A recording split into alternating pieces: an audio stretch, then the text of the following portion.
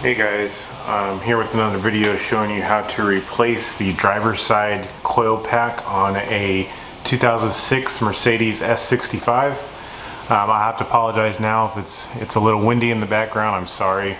I do have my mic on, but it's just very windy where I'm at. So this is the M275 engine.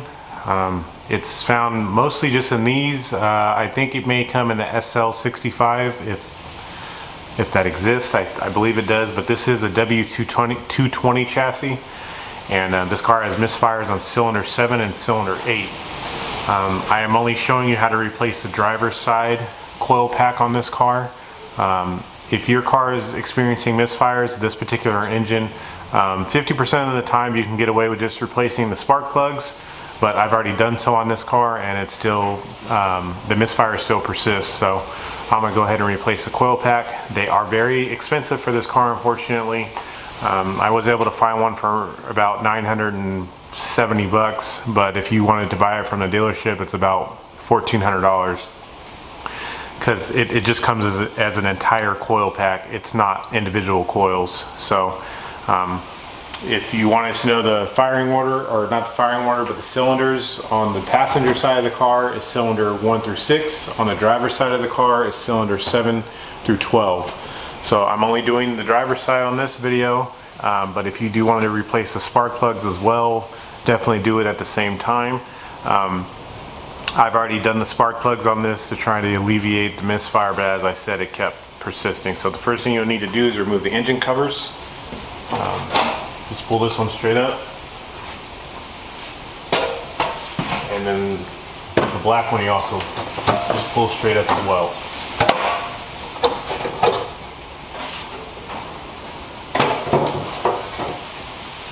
And the first thing we want to do is to remove the airbox, which is located here. This hose right here can be unclipped just so you get a little bit extra room. You don't really need it, but there are 3 external Torx. That's E10 is the size. There's one here, and then there's one right down here in the back, and then there's also this connector right here. You can actually loosen up these and then lift this up a little bit to loosen that connector, because it's hard to get to the connector right there. So we'll go ahead and loosen and take those off now.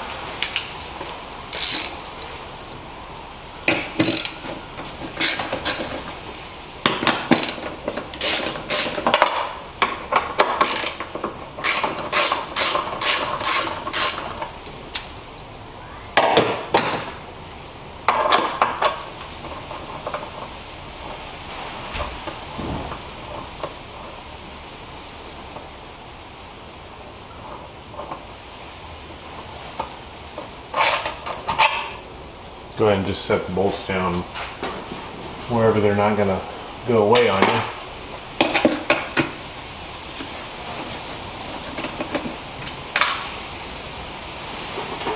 Remember the various lengths. This one is pretty long, this one is very short right here.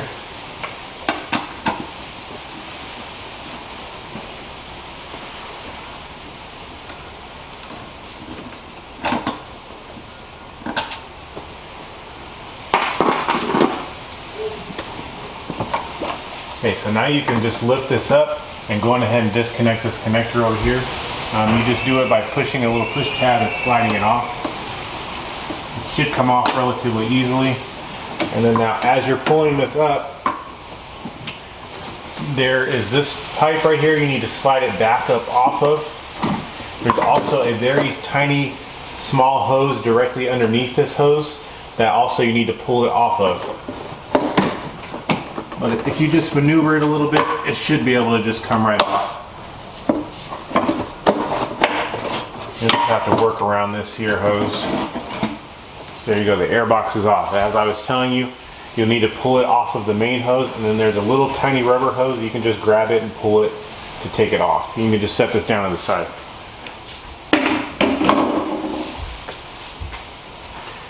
Okay, so the next thing you need to do is to remove the intercooler, which is this guy here. Well, you don't need to remove it, but you do need to be able to move it out of the way so you can get to the coil pack. You'll need to loosen up this here with a flathead screwdriver or a 7mm. There's also this one right here that you need to loosen up, and or use a 7mm so that you can loosen it up off of the turbo. And this is going into the intake manifold. There are these two hoses back here that are still connected because this is water. It's an air to water intercooler, or excuse me, like heat exchangers, I guess you can call them. So be careful when you're maneuvering this thing around. They're rubber hoses, so it should be plenty flexible, but just be careful. In order to loosen this up, there are also other E10 Torx. There's two here in the front, and then there's one directly in between these two hoses right here in the back.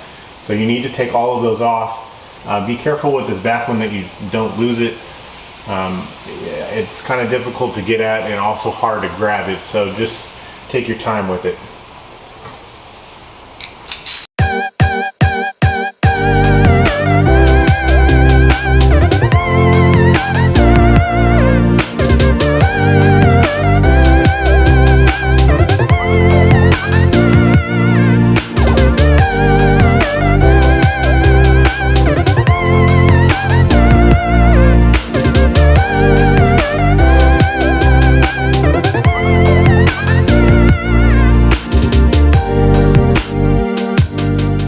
Okay, those three Torx are off now. This one, like I said, you need to take your time to take that one out. You will have to stick your hand in there to try and get it so it doesn't fall down. Now I'm going to go ahead and loosen up these two 7mm screws, or you can use a flathead screwdriver, whichever you prefer to do to get those off.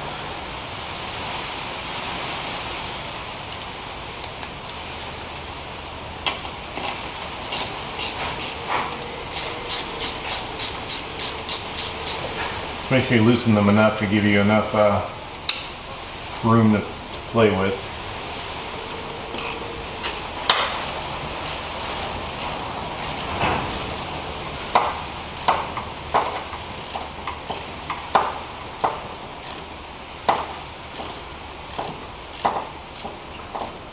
Okay, so now that these are loose, what you need to do is to lift it up so that it comes out of both of these connectors here, and kind of just lift it up and gently move it towards the firewall. You don't, like I said, these two hoses in the back are still connected, so we won't be taking those off, but we will just be moving it out of the way some so we can have some room to play with it.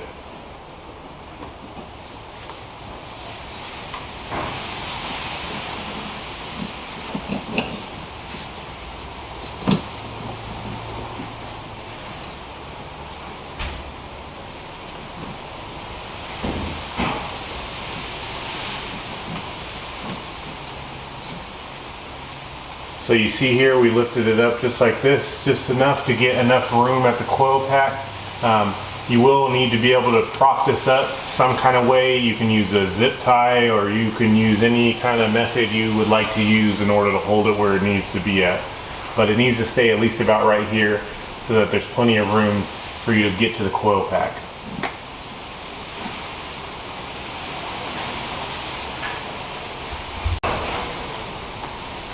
Okay, now that you've got the intercooler off and up and you know, mounted out of the way, as you can see, I use a beautiful shoe there to hold mine up.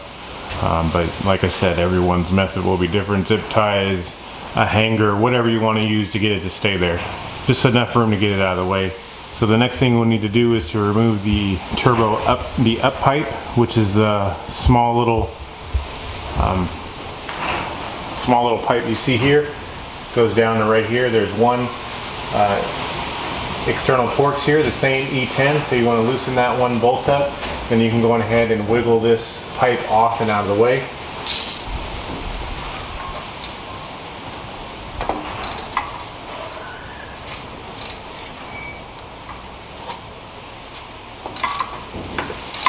The pipe will probably move when you're trying to loosen it up. That's okay. You just want to loosen this up and take the, it'll have like a kind of like a little retaining clip that looks like this type of shape. So make sure that doesn't fall off as well. That's what's actually holding the pipe on. So you can take the bolt and that little retaining clip off. Make sure it doesn't fall down. Also, this is probably a good time to plug up the turbo. You can see there will be there's a right underneath here is the housing for the turbo. You want to stick something in there so nothing flies down in there, like a rag, paper towel, or something like that. You can stick in there. That's fine. I will choose to stick paper towels in mine, just so that stuff doesn't fly in there by accident. So after you got that loosened up, you can go ahead and just wiggle this off and take it off like so. We just set it down to the side, that's fine. Now comes time to, take off the, you can actually pull, now comes time to take off the coil pack itself. Let me see if I can move the camera a little bit so you can see. There we go. Okay, so after we've removed the up pipe here, remember put paper towels or a rag or something into the turbo outlet, and then there's this little air scoop that's right here. You can go on in and wiggle it and pull it out. That way you have complete access to the coil pack, which is this here. It is held on by, I believe, 7 the Torx screws. One here, one at the bottom, one right here, and 2 right here, and 1 in the very back. So all those will need to be loosened up. I'll go ahead and do that now, and then after you get them loosened up, there is a connector that's right here on top where the coil pack is plugged into the harness. There is a small tab on it. Let me see if I can zoom in on it for you. There's a small tab right on the connector that needs to be lifted up right under here. It needs to be lifted up so that you can get up underneath it. It'll come up about a ½ inch or so as you're pulling it off. Be very gentle with this because you do not want it to break. So as you lift it up and pull it up, it'll slide right off of the coil pack connector like so. So now that's all the way off, as you can see. So yeah, that's how you would take that off. And then when you put it back on, you slide it on and you push this down. As you're doing that, it'll suck itself into the connector. So this is off, and as I said, all of the Torx screws, go ahead and loosen and take them out and take them off. Be careful, take your time so that you don't lose any of them.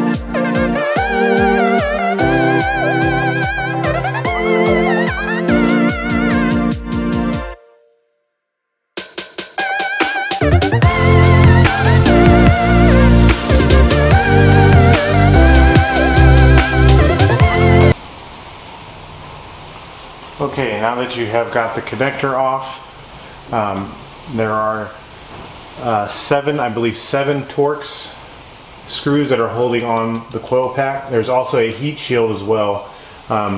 There is a screw right here on the top, right here on the side, right on the bottom of the coil pack box thing. This one right here has a bracket on it. It's easier to disconnect or to loosen the bottom screw first and then do the front screw. There's also a screw right here.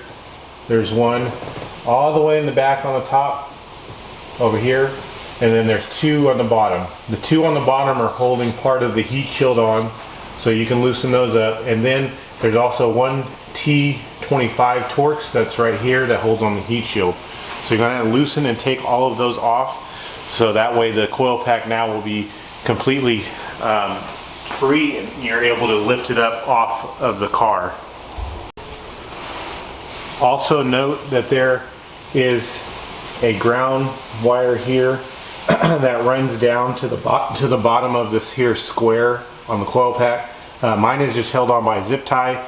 If yours is held on also by a zip tie or some kind of clip, you need to disconnect it from the coil pack, because when you lift the coil pack off, this wiring harness is going to be stuck to it still.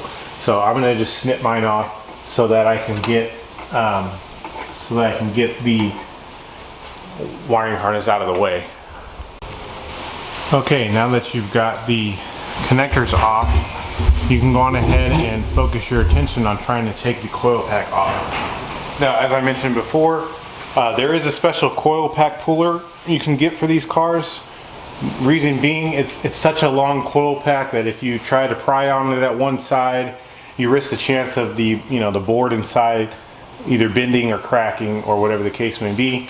I've done these before like this without using the coil pack puller. By all means, if you would like to get the coil pack puller, then that's up to you. So you can try this at your own risk. That's just as a disclaimer. All I use is a flathead screwdriver to initially start. I come up under here, under the front, and I kind of just pry gently. The whole deal with this is that you take your time doing it. You don't have to rush, and you will have to change the points at where you're prying at. You don't want to just pry right here in the front and then lift it up, because it will come off. You don't want to do that because you risk bending it right in the middle. So you just gently start it out in the front to where I can get my hand underneath it slightly, and then I work my way in between each of these spark plug tubes to try and lift it and get it to come out. So you can just work with it, and just like I said, just take your time doing it, so that way you don't risk damaging the coil pack. So this is probably the most delicate part of the process. Obviously, when you get your new coil pack on, it's pretty easy to push it back on, but if you are just changing spark plugs and you would like to keep these intact and not damaged, this is where you need to take your time to make sure you pull it off slowly and as straight as you can get it off. So I'm going to go ahead and do that now. Okay, now once you have broken the coil packs free from the spark plugs, you'll notice at the back takes a little bit more force to pull it out. You can't really get anywhere back there to pry on, but you can get your hand back there in the very back and just lift it off. But once you have them loose, you can just lift them up off of the spark plugs. There's not very much room in the back, but you can lift them up off, and then you'll just maneuver it towards the front of the car. Well, you'll have to move this wiring harness around to get around it. You can actually loosen up the wiring harness here with a T30. So I'm going to go ahead and do that to give you a little bit more extra room. Actually, no, that's not a, yeah, that is a T30, sorry. I'll go ahead and get the correct bolt.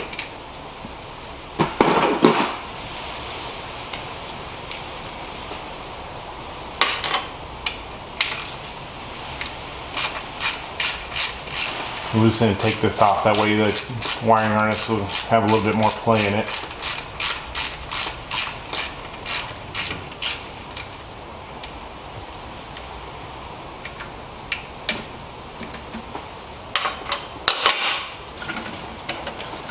There we go.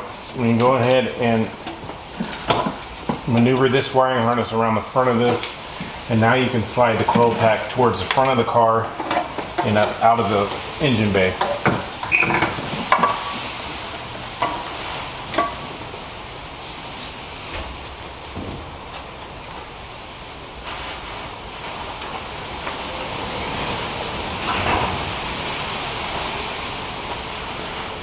Okay, so now this would be a good time to change the spark plugs if you choose to or not. I have to do it on this car, so I'm going to go ahead and do them. But I will show you how to reinstall the new coil pack on after I do that. After you've pulled off the coil pack, if you notice that the insulators are still attached to the spark plugs, which I guarantee they probably are, they are red colored. In order to install the new coil pack, or even to take out the spark plugs, you need to remove that little insulator off there. You are able to buy these separately, so I guess it's okay if you damage them by accident. And honestly, the only way to get them out is using a needle nose pliers to reach in there and grab them. The problem is with this is you tend to rip them when they come out. So like I said, you are able to buy them, and that's a good thing. However, if you are trying not to save costs, then try your hardest not to rip them, and I wish you the best of luck with that. But like I said, they do need to come out in order to take the spark plugs out, and they do need to come out in order to install a new coil pack. So if you notice that there are some on there, just use a set of needle nose pliers to pull them off. Hey guys, sorry I had to end the video there. It was getting dark outside and I really needed to get the car finished, so I just had to stop filming and get it done and get it back to the customer on time. So again, I apologize, but the installation of the new coil pack is pretty much the reverse of the removal. You slip it back into place, and then just take your time with lining. You need to line up all the spark plug tubes back into the holes, and as you gradually start pushing it down, all you pretty much would do is just evenly press along the coil pack to make sure that it gets down seated, or to make sure it starts to seat itself flush. You can start the screws, the various screws that are holding it in. You can start those to get them going, to use the screws to pull the coil pack onto the spark plugs. But just take your time with it, press down, firm enough, but don't be too harsh with it, because it is a brand new coil pack, or maybe you're reusing your old one, so you don't want to break it. And also with the screws, they are aluminum, so don't rely on those, to tighten. Don't take one and tighten it all the way as hard as it can go, because you probably will strip it. Just start every one, and then just take a few turns with each one by one to make sure that it gets down set flush. And then pretty much like I said, installation is a reversal removal. You go ahead and put the turbo up pipe from the outlet back into place with the one screw with the little fork. Then you can go on ahead and just put everything back, put the intercooler back down, tighten that down, put the airbox back on, and then put the engine covers back on, and that pretty much would be it. Again, I'm sorry I had to end the film like this, but you should be able to get it back together no problem. If you do have any questions or comments, just leave them in the comment section below, and I will be sure to answer them. Thanks a lot for watching, guys. If this is your first time, make sure you subscribe on your way out. All right.